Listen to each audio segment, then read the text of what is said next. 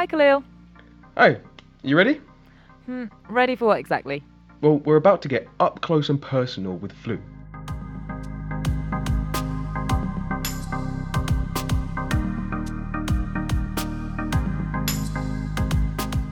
But maybe first we should introduce ourselves. I'm Khalil Thurloway, and I'm an immunologist at Nottingham University. And I'm not sure I want to do this. Come on, let's do it. Okay. Here goes. I'm Connie Orbach from the Naked Scientist team, and I guess it's time to get a little bit flu-y.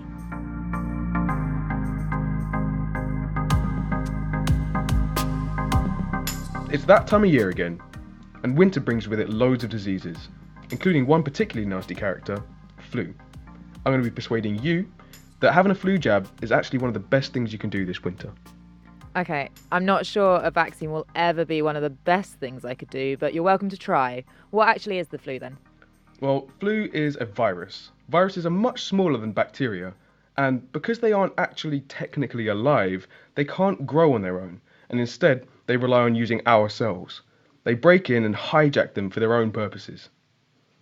Each flu virus is a tiny particle, about 1/10,000th of a millimetre across, consisting of an outer coat, inner genetic material, and this controls how flu behaves once it infects you.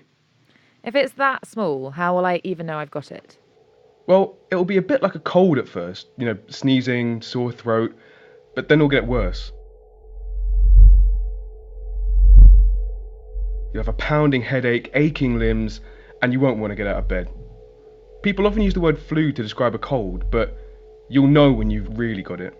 Okay, that sounds a bit worse than just a runny nose. And how do I get it in the first place? Well, it can spread like wildfire. The virus can be given to you mainly by breathing in someone else's sneeze or cough. Tiny virus particles cling onto the little water droplets and they land in your airways where they can set up a whole new infection in you. Lovely. You can also quite literally pick up flu by touching something that's been contaminated with the virus, like money or door handles. In fact, the flu can survive outside the human body for up to 2 days, and then along you come, pick it up, and provide a lovely new home for the virus.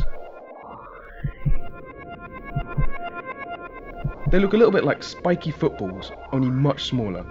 The spikes are the molecules that the viruses use to stick onto and invade your cells. Now, give it a couple hours. Oh, there's 2. Now there's 4, 8. Ugh, where do they all come from? Well, the virus tricks the cell into mistaking it for a friend. Hello. And the virus particle is allowed to enter. Once inside the cell, it drops its disguise and releases its genetic material, which hijacks the cell, shutting down all of its normal processes and turning the cell into a flu factory capable of producing hundreds or even thousands of new viruses.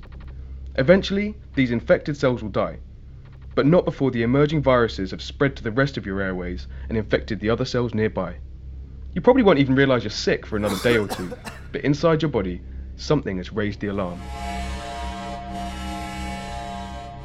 The infected cell may be doomed, but it releases a chemical signal warning its neighbouring cells to go into defensive lockdown, making it harder for the flu's foot soldiers to invade and multiply.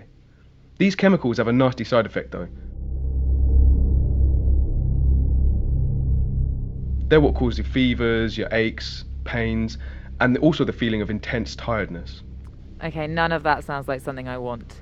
Don't worry, as well as going on the defensive, your body's also getting ready to counterattack. Your immune system, your own personal army, has recognised that there's an invader inside you. But it's quite slow to react. It needs time to rally the troops and work out a plan of action. It doesn't leave you completely defenseless though, oh no. In the meantime, you produce large amounts of sticky mucus in the airways to prevent further infections. This is why you're so blocked up during a cold. Aches, pains, runny nose. Well, this doesn't sound like much of a holiday, but it's not the end of the world, right? It's not as if the flu could kill you. Well, you'd be surprised.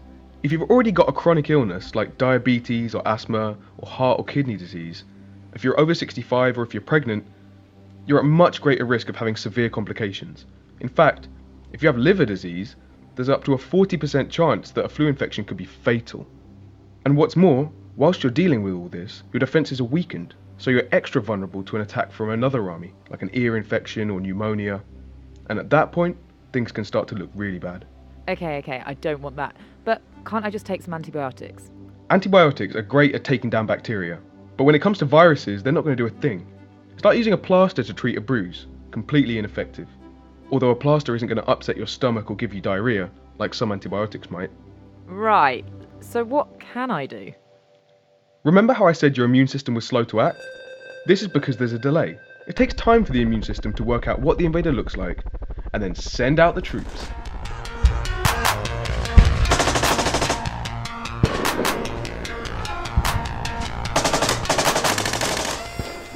This means that the flu always has a head start over its immune pursuers. Okay, I feel like my defense system needs a bit of help here. Well, that's where the vaccine comes in.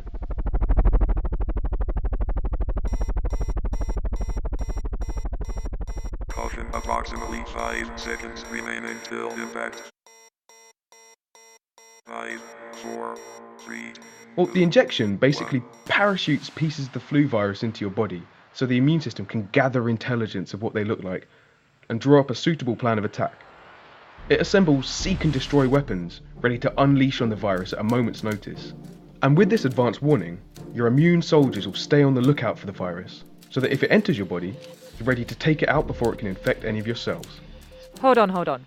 You're asking me to voluntarily put a piece of flu inside myself. It sounds like a terrible idea. Well, it would be if it was the entire virus, but vaccines only use dead or weakened bits of the flu. They're grown in labs, but then they're blasted before they can come anywhere near you. There's absolutely no way a flu vaccine will give you the flu. The pieces are dead, but your body will remember what they look like in case of the next attack. Okay, I've got you. Counterintelligence. And there's no risk of side effects. Well, sometimes your arm can be a bit sore from the injection, and you might feel a little tired or achy for about a night, because your immune system's working in overdrive. But the vaccines are tested over and over again, so they're really safe.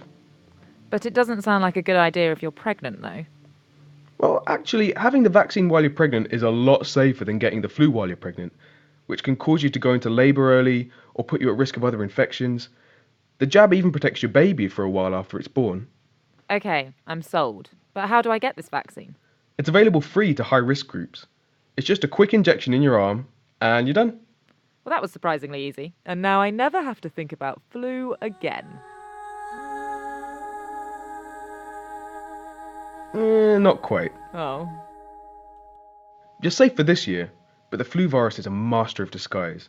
It mutates and keeps changing its appearance as it circulates through the population. So when our backs are turned during the summer, the flu viruses are mutating and changing elsewhere around the world.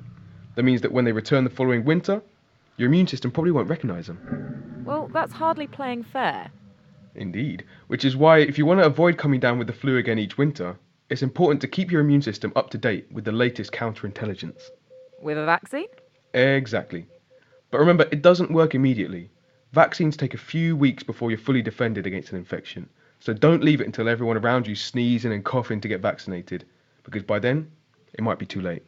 Right, so get the vaccine, get it early, top it up each winter. It's the best way to avoid a potentially deadly illness, and beating it before it's even started. Plus, avoiding those weeks in bed feeling like rubbish seems like a bit of a bonus. Precisely.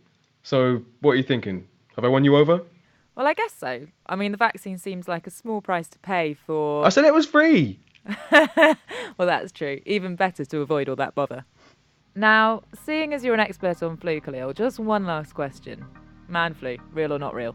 Well, there is some research that suggests a difference in immune response between men and women, but so far it's not really been conclusive either way, so the jury's still out on that one. It is a really convenient excuse though, so I'm going to keep using it. Yeah, that old excuse again. Now, I may not be a man, but I have to say I've definitely told my boss that I've got the flu a few times too, when it was probably just a cold or maybe a bit too much red wine down the pub. From what Khalil has said, it sounds like most of us use that word as a catch-all phrase when really we'd be feeling a whole lot worse. Though at least he's given me some handy info to fine-tune my excuses next time. That was immunologist Khalil Furloway from the University of Nottingham. I'm Connie Orbach, and this was brought to you by The Naked Scientists.